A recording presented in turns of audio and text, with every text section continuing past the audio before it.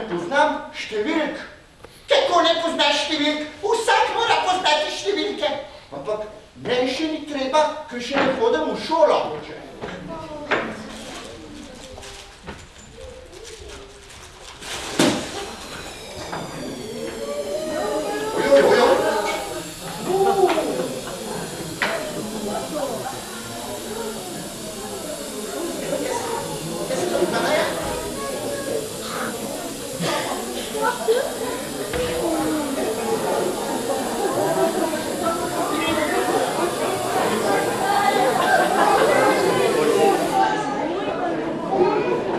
Imate radi balone? Ja! Super, jaz tudi. A imate radi tudi kino? Ja! Jaz isto. In zato, to vam moram povedati danes.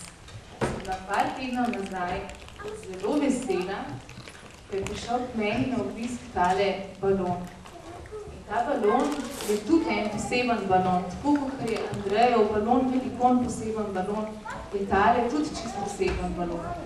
Namreč predstavil se mi je kot kinobalon.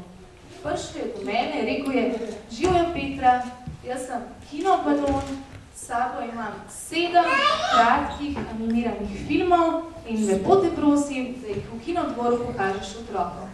Tako, točno tako je bilo. Tebi nič, meni nič, prišel je do mene, jaz sem samo pokimala, rekla sem v redu.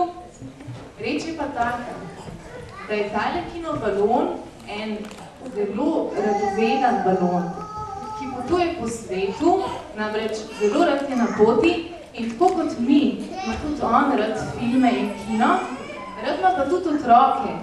In zato gre po svetu in tako za hobi, za hec, gleda filme, potem pa zelo resno premišljuje in reče, tale film bi znal biti pa všeč otrokom. In take, ki jih tako zbere, se potem priveže na vrtnico in gre z njimi naokrog. Meni se zdi, da ima ta kinobalon krasen hobi in da bi se njega lahko dobro razumela.